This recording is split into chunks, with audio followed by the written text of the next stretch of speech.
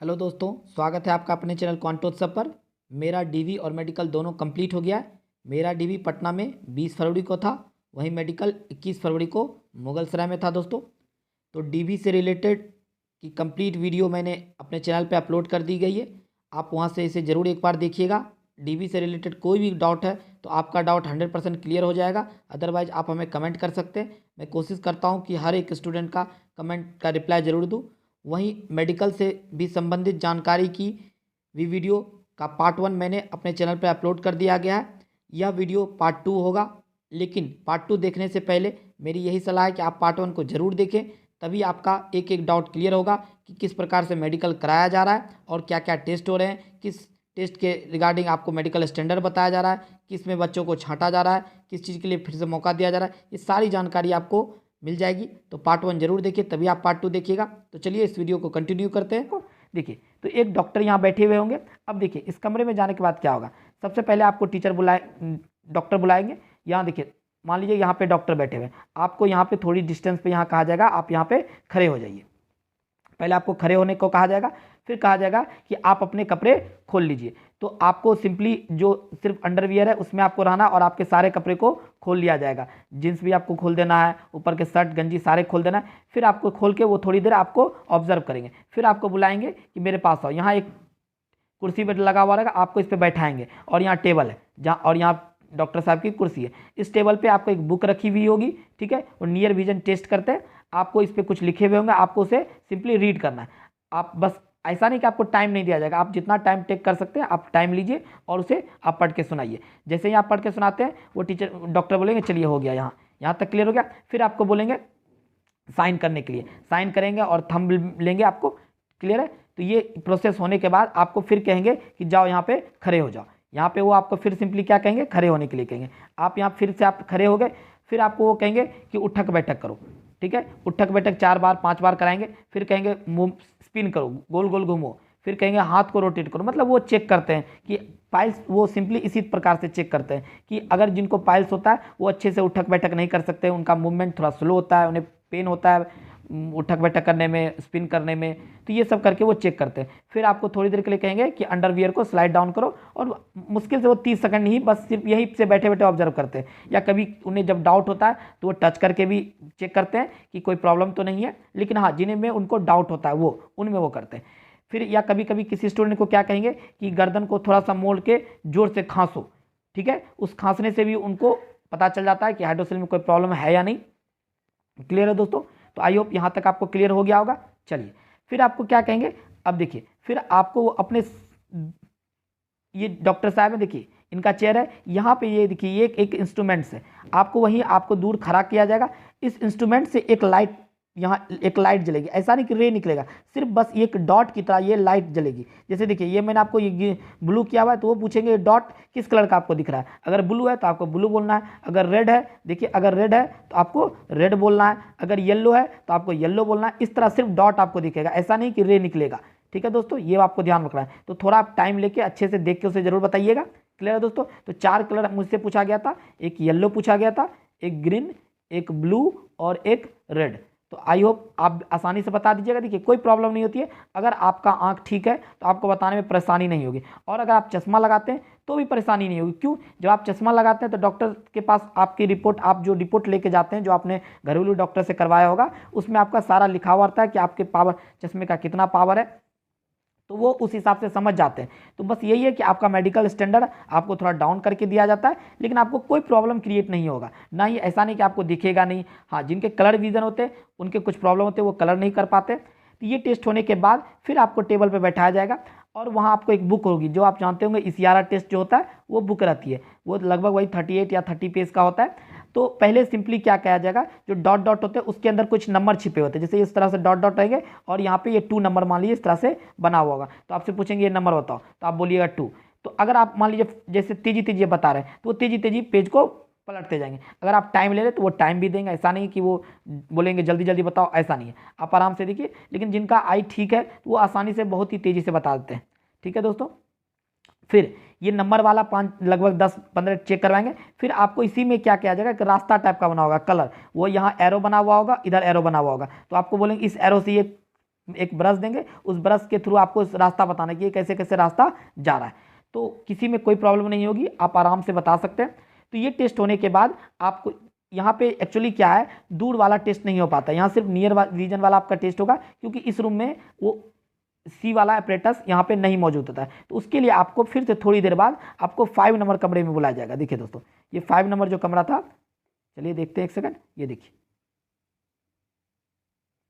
ये देखिए इस वाले कमरे में आपको बुलाया जाएगा। ठीक है, 1 बाय 1 सारे बच्चों को। यहाँ पे क्या किया जाएगा कि यहाँ पे भी आपको एक डॉक्टर साहब बैठेंगे और लगभग कम से कम आई थिंक 16 फीट की दूरी होगी, या इससे ज़्यादा ही होगा, लेकिन मिनिमम 16 फीट जरूर है।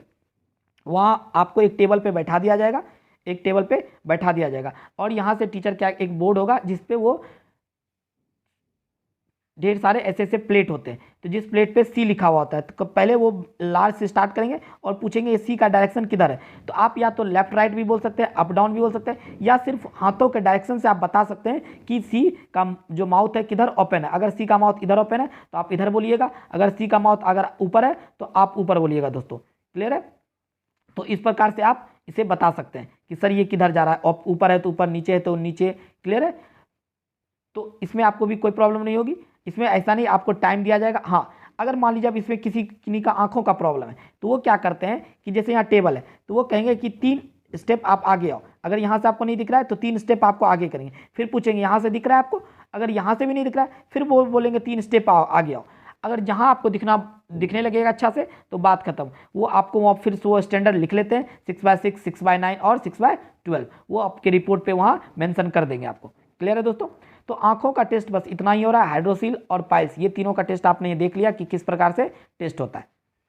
अब इसी क्रम में आपके साथ क्या किया जाएगा कि ये जो 5A वाला कमरा है, 5A वाले कमरे में आपको बुलाया जाएगा। एक सेकंड दोस्तों, ऊपर है देखिए, हाँ, इस कमरे में बुलाया जाएगा आपको, और आपको एक पेज दिया जाएगा, जिस पेज को लेके आपको जाना है पैथोलॉजी लैब में। ठीक है? तो पैथोलॉजी लैब में, वो पैथोलॉजी के लैब कहाँ होगा दोस्तों? तो जो आप मेन गेट से एंट्रेंस में आप इंटर किए थे, देखिए दोस्तों, ये इस गेट से, इसी गेट से मैंने आपको बताया था, राइट साइड आप जाओगे, या पहले वाला कमरा जो है यहीं पे आपका पैथोलॉजी लैब है। इसके अंदर जाइएगा, आपसे ब्लड सैंपल लिया जाएगा और यूरिन सैंपल लिया जाएगा, और आपका ब्लड चेक और यूरिन चेक सैंपल लेके आपको रिपोर्ट आपको नहीं जाएगा, वो ऑटोमेटिक वो 5A वाले कमरे में रिपोर्ट पहुंच जाएगा, आपको कुछ नहीं करना आपको। क्लियर है? तो यहाँ से आपका ब्लड यूरिन चेक हो जाएगा। फिर थोड़ी देर बाद आपको उसी 5A के कमरे से आपको एक स्लिप दिया जाएगा, थोड़ी देर बाद बुला के इस प्रकार का देखिए एक स्लिप दिया जाएगा आपको। क्लियर दोस्तों? ये स्लिप दिया जाएगा और कहा जाएगा कि ECG वाले रूम से जाके अपना रिपोर्ट लेके आइए। तो देखिए इस प्रकार से आप जाइएगा, वहाँ आपको रिपोर्ट मिलेगा। देखिए ये मेरा सीरियल नंबर था 2574, तो वो सीरियल नंबर के अनुसार आपको ये रिपोर्ट दिया जाएगा। और रिपोर्ट पे 2 चीज़ लिखी होती है, या तो नॉर्मल ECG लिखा रहेगा या फिर बॉर्डर लाइन लिखा रहेगा। ये बात ध्यान रखना है। तो घबराना नहीं है कि मेरा बॉर्डर लाइन है तो गड़बड़ हो गया, नॉर्मल है तो सही हो गया, नहीं। वो थोड़ा जिनका प्रॉब्लम होता है उन पे बॉर्डर लाइन लिखा रहता है, और जिनका एक्यूरेट होता है उनका नॉर्मल लिखा होता है। लेकिन इससे मेडिकल स्टैंडर्ड पे कोई इंपैक्ट नहीं पड़ता है। मेडिकल स्टैंडर्ड से का इंपैक्ट आपको सिर्फ आंखों से पड़ेगा, तो ये आपको ध्यान में रखना है। क्लियर है? तो आई होप यहाँ तक के सारे प्रोसेस आपको क्लियर हो गए होंगे। अब देखिए फिर से आपको इस रिपोर्ट को लेके इसी 5A वाले कमरे में आना है, और यहाँ पे आपको वो रिपोर्ट सबमिट कर देना है, ये 5A वाले कमरे। फिर थोड़ी देर के बाद आपको उसी प्रकार का एक रिपोर्ट दिया जाएगा जो आपको एक्सरे वाले रूम में भेजना है। एक्सरे वाला रूम यहाँ देखिए, आपको 13 नंबर रूम कमरे का नाम है एक्सरे में। या तो कभी कभी क्या होता है, वो रिपोर्ट स्टाफ जो होते हैं वो खुद या 13 नंबर कमरे में लेके चले आते हैं, या फिर कुछ स्टूडेंट को बोला जाता है कि आप अपना वहाँ से मांग के लाइए जो आपका सीरियल नंबर था। जैसे मेरा 41 था तो आप बोलिएगा सर 41 नंबर का मेमो दीजिए, वो लेके आपको यहाँ के सबमिट कर देना है। फिर आपको इसके आगे बगल में ही एक गैलरी टाइप का बना हुआ, देखिए यहाँ पे बैठने की अच्छी सुविधा है, आप यहाँ पे बैठ सकते हैं, और आपको 1 बाय 1 सारे बच्चों को उसी 13 नंबर कमरे में बुलाया जाएगा। और वहाँ पे भी आपको कहा जाएगा कि आप ऊपर के सारे कपड़े खोल लीजिए, और आपको एक प्लेट होता है दीवार में, उसके सारे आपको कहा जाएगा कि इसमें चिपक के खड़े हो जाइए, और मुश्किल से 3 से 4-5 सेकंड का काम है, एक लाइट गुजरेगी और आपका एक्सरे हो जाएगा।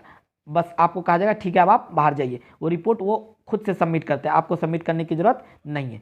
क्लियर है? तो एक्सरे की प्रोसेस यहाँ खत्म हो गई। तो ये सारा प्रोसेस होने में मेरा 1 दिन लग गया था। एक्चुअली जो आंखों में लेजर का चेक होता है कि किसने लेजर ऑपरेशन कराया या नहीं, आंखों में लेंस लगवाया या नहीं, तो उनके जो डॉक्टर थे वो उस दिन एब्सेंट थे, इसी वजह से मेरे मेडिकल में 2 दिन लगे थे। अदरवाइज अदर कैंडिडेट के जो भी अगले दिन आए थे मेडिकल के लिए, उनका 1 ही दिन में कंप्लीट हो गया था। तो ये बात आपको ध्यान रखना है, घबराना नहीं कि 2 दिन लगते हैं, ठीक है। तो अब लेजर अगले दिन जब हम लोग को बुलाया गया 10 बजे, तो वो उस दिन डॉक्टर प्रेजेंट थे, तो फिर हम लोग 5 एक कमरे में गए, 5 जो कमरा था वहाँ से आपको हमें फिर से एक मेमो दिया गया इस प्रकार का, देखिए, और यहाँ पे लिखा गया था कि आप जाके आंखों का लेजर लेंस वाला जो वो आपको चेक करना है। तो फिर से आपको 2 नंबर कमरे में जाना था, इसी कमरे में हम लोग गए थे और हमारे एक 1 बाय 1 करके बुलाया गया था, और आंखों पे आपको क्या डॉक्टर साहब टॉर्च जला के देखते हैं कि लेंस लगा हुआ या नहीं, और एक छोटा सा लेंस का प्लेट होता है वो भी आंखों में लगा के देखते हैं। तो वो अपनी समझ से आंखों का टेस्ट करते हैं, इसमें आपको कहीं कोई प्रकार की दिक्कत नहीं होगी, आपको सिंपली बस खड़ा रहना है, सारा काम वो खुद करेंगे। 2 से 3 मिनट का वो वर्क होता है और आपको चेक कर लेंगे कि आपके आंखों में लेंस लगा हुआ है या नहीं। हाँ, अगर लेंस लगा हुआ है तो ऐसा नहीं कि वो आप बाहर कर देंगे, नहीं, अगर आपका लेंस लगा हुआ है तो उनके जो प्रोसेस होते हैं वो आपको बोलेंगे कि आपको इतना टाइम दिया जाएगा, या फिर जो भी प्रोसीजर हो। हमारे 42 स्टूडेंट्स में किसी भी स्टूडेंट का ऐसा केस नहीं बना था कि जिनकी आंखों में लेंस लगा हुआ था या जिन्होंने ऑपरेशन कराया हुआ था, तो उसकी एग्जैक्ट जानकारी मुझे नहीं मिल पाई थी दोस्तों, ये बात आपको ध्यान रखना। हाँ, जिनके चश्मे लगे हुए थे उनके लिए एक अलग से प्रोसेस हुआ था कि जिनका चश्मा लगा हुआ था उनको फिर से आपको उनको एक फॉर्म फिलअप करवाया गया था, वो 5 नंबर कमरे में जब आप जाते हैं, जहाँ से आपका सी वाला डायरेक्शन चेक होता है कि सी किस डायरेक्शन में हो रहा है, उस कमरे में जब जाइएगा तो वहाँ पे आपको एक फॉर्म फिलअप करवाया जाएगा। उस फॉर्म पे लिखाया जाएगा कि मैं नाम लिखा जाएगा कि 3 डॉक्टर का एक पैनल बनाया जाएगा जिसपे मेरा चेकअप होगा, अगर वहाँ से मैं पास होता हूँ तो मेरे आंखों का जो मेडिकल स्टैंडर्ड है वो बताया जाएगा। तो उसके वो फॉर्म भरवा के आपको 24 नंबर कमरे में भेजा जाएगा। वो 24 नंबर कमरा कहाँ है, देखिए दोस्तों, ये 24 नंबर कमरा, ये जो 13 नंबर कमरा था उसी गैलरी में जो आप बैठते हो, तो ये देखिए, ये सामने में जो कमरा दिख रहा है यही 24 नंबर कमरा है। इस कमरे में आपको बुलाया जाएगा, यहाँ पे एक डॉक्टर बैठे हुए होंगे, वो डॉक्टर फिर आपका टेस्ट करेंगे। मेरा आंखों का प्रॉब्लम नहीं था तो मैं अंदर नहीं गया था दोस्तों, क्लियर है। लेकिन वहाँ जो मैंने दोस्तों से बात की तो ऐसा नहीं वहाँ कुछ ज़्यादा चेकअप होता है, वो बस सिंपली आपका रिपोर्ट मांगेंगे कि आपका रिपोर्ट कितना था, और फिर उस रिपोर्ट के अनुसार आपका वही चेक करेंगे कि आप ABCD पढ़ने में आपको प्रॉब्लम तो नहीं हो रही है। अगर आप सिंपली आसानी से पढ़ रहे हैं चश्मा लगा के तो फिर ओके है आपका, ठीक है। अगर नहीं पढ़ पा रहे हैं तो वो कहेंगे चश्मे का आपका जो पावर है वो बदलना पड़ेगा, और फिर से वो रिपोर्ट ला के आपको उसे उन्हें सबमिट करना पड़ेगा डॉक्टर साहब को, क्लियर है। तो ये पूरा प्रोसेस आपका मतलब आपके चेकअप का था, बस इतने ही चेकअप होते हैं। देखिए मैं एक बार फिर से बताता हूँ, सबसे पहले ECG चेकअप होता है, क्लियर है दोस्तों। फिर आपका आई से रिलेटेड जो जो मैंने टेस्ट बताया था वो चेकअप होता है। फिर आपका एक्सरे किया जाएगा, क्लियर है। आई वाले रूम में ही आपको मैंने बताया था कि हाइड्रोसिल भी चेक हो गया, आपका पाइल्स भी चेक हो गया, क्लियर है दोस्तों। उसके बाद आपको रिपोर्ट लाना है, फिर सारे रिपोर्ट सबमिट कर देने। तो ये सारे प्रोसेस हो जाने में मुझे फिर से सेकेंड डे भी पूरा शाम लग गया था। फिर आपको क्या करना है, जब आपको फिर रिपोर्ट बनने के लिए दे दिया जाएगा, और जो आपके CMS सर होते हैं, ठीक है, वो क्या करेंगे, उस सारे रिपोर्ट पे सिग्नेचर करेंगे, क्लियर है दोस्तों। और ये सिग्नेचर जब वो डॉक्टर साहब रहेंगे तो सिग्नेचर करने के बाद आप तब तक बाहर बैठाया जाएगा, फिर से आपको इसी 5 नंबर वाले कमरे में बुलाया जाएगा, और आपको फाइनल जब रिपोर्ट आपका बन के तैयार हो जाएगा उस रिपोर्ट पे आपके सिग्नेचर कराए जाएंगे और आपका लेफ्ट हैंड थंब कराया जाएगा 2 बार, ठीक है। और फिर आपका रिपोर्ट बन के रेडी हो जाएगा। हाँ, आपको मेडिकल स्टैंडर्ड नहीं बताया जाएगा कि आपका मेडिकल स्टैंडर्ड कितना है, A2 है, B1 है, ये कुछ नहीं बताया जाएगा। लेकिन आपको घबराने की जरूरत नहीं है, कुछ भी मिले, आपको A2 मिले, B1 मिले, C1 मिले, C2 मिले, तो ये आपके अकॉर्डिंग होता है। अगर आपका चश्मा है तो जनरली B1 मिल जाता है, अगर आप चश्मा नहीं लगाते, आँख आप ठीक है, तो आपको A2 स्टैंडर्ड मिल जाएगा। चश्मा में ज़्यादा पावर है तो आपको C1 मिल जाएगा। तो कोई ना कोई आपको, ऐसा नहीं कि आपको छांटा जाएगा या फिर आपको भगाया जाएगा, ऐसा कुछ नहीं है, आपको कोई ना कोई पोस्ट भी जरूर मिल जाएंगे। तो बिल्कुल मत घबराइएगा, मेडिकल बहुत ही आसान तरीके से हो रहा है मुगलसराय में स्पेशली, क्लियर है दोस्तों। और कुछ दोस्तों से मैंने बात की थी, हाँ, आपको जैसे ही ये फॉर्म फिलअप कराया जाएगा आपको कोई भी स्लिप नहीं दिया जाएगा, ऐसा नहीं कि कोई स्लिप प्रूफ मिलेगा आपको, नहीं, आपको सिंपली कहा जाएगा ठीक है आपका मेडिकल हो गया, अब आप जा सकते हैं, ठीक है। ये ऐसा भी नहीं बताया जाएगा कि आप फिट हैं अनफिट है, कुछ नहीं बताया जाएगा। सारा चीज़ आपको जब पैनल जारी होगा वहाँ पे आपको मेडिकल स्टैंडर्ड लिखा हुआ आएगा कि आप B1 है, A2 है, सारा चीज़ आपको वेबसाइट पे ही देखने को मिलेगा। लेकिन हाँ, वो आपको इंडिकेट कर देंगे कि आप फिट हैं, आपको कोई प्रॉब्लम नहीं है। वो डॉक्टर्स इतने अच्छे होते हैं, कोऑपरेटिव होते हैं कि वो थोड़ा बहुत इंडिकेट आपको कर देंगे, आप समझ सकते हैं कि मेरा कौन सा मेडिकल स्टैंडर्ड मिला होगा। एग्जैक्ट आपको बताएंगे नहीं, लेकिन आप समझ सकते हैं, क्लियर है दोस्तों। तो ये पूरा मेडिकल का प्रोसेस मैंने बता दिया, आई होप आप समझ गए होंगे। अगर आपको फिर भी कोई क्वेरी है तो आप मुझे कमेंट कर सकते हैं। और कुछ दोस्तों की क्वेरी आती है कि जो हॉस्पिटल है वो स्टेशन से कितनी दूर है, वहाँ रहने की क्या व्यवस्था है, खाने की क्या व्यवस्था है, तो मैं एक वीडियो लाऊंगा, वहाँ पे आपको उस बारे में भी चर्चा की जाएगी। बहुत ही आसान है, कहाँ पे आपको रहना है, कहाँ खाना है, वो सारा मैं बता दूंगा, बहुत ही आसान। लेकिन हाँ, कोशिश कीजिएगा कि 2 दिन का आप बैकअप लेकर वह जरूर जाइए। कुछ पैसे भी जरूर रख के जाइएगा, कम से कम 3 से 4 हज़ार रुपये रख के जाइएगा, क्योंकि अगर वहाँ रुकने पड़ जाए तो आपको खाना, ऐसा नहीं कि आपके इतने खर्च होंगे, लेकिन मैं बता रहा हूँ होल जर्नी के लिए आप 3000 रुपीज़ एटलीस्ट कम से कम पास में जरूर रखिएगा। देखिए आपके ट्रेन भाड़े हो गए, आपको वहाँ रहना है, खाना है, तो थोड़ा सा पैसे खर्च तो हो ही जाते हैं। क्लियर है दोस्तों? तो चलिए, वीडियो अगर आपको अच्छा लगा होगा तो वीडियो को लाइक कीजिएगा, दोस्तों में शेयर कीजिएगा और चैनल को सब्सक्राइब कर लीजिएगा इसी प्रकार की जानकारी के लिए। तो चलिए मिलते हैं अगले वीडियो में, तब तक के लिए जय हिंद, जय भारत।